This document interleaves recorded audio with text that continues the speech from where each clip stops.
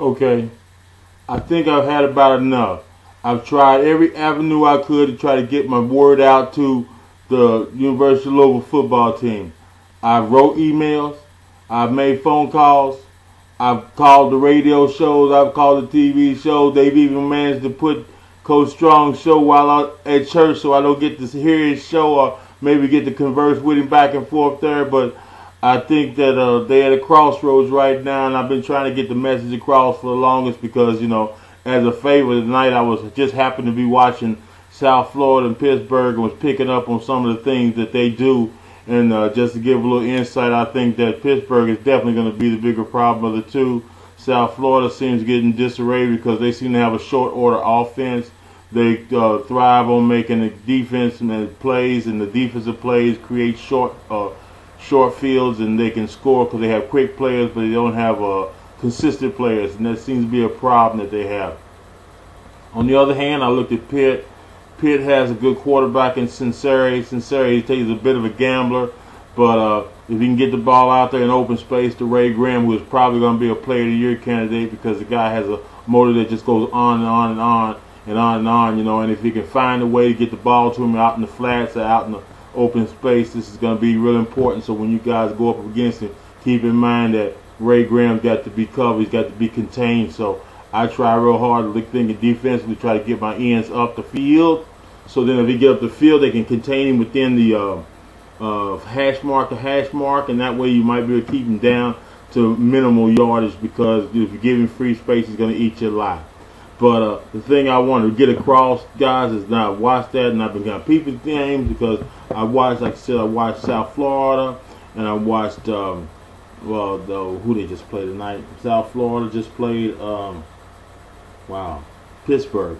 They just played Pittsburgh. Anyway, make a long story short, I've been watching a few games and I don't really concern myself with what the other teams do. When I was coaching ball, I believed in perfecting what I do, so then when I played them, I could execute it and it did go well for me. Because I know my play better than I do what they let me do. I'd rather do what I want to do and be stronger at it.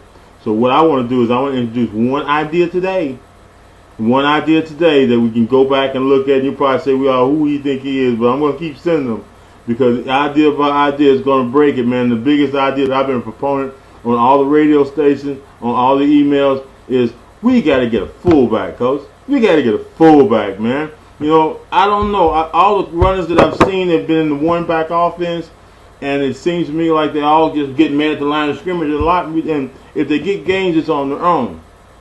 I'm a big proponent of the idea to get that guy a block that can spring him out of the backfield. We might have some more to go. And I don't know that you've ever practiced one because I only in the latter portion of the UK game did I see a fullback. So my advice would be draft a fullback. Draft a fullback. If you have to, take one of your linebackers. I don't know how deep you are at linebacker. Take one of them and tell them, dude, you know where the holes are. I've taught you how to plug them. Now I'm going to put you on the other side of the fence and let you make holes for the guy. So therefore, you got a guy that already knows the job. He just knows the inside out. Yeah, but what I want to show you is this play here because I looked at South Florida, Pittsburgh. I've seen Syracuse. I watched about 5, even seen UConn too.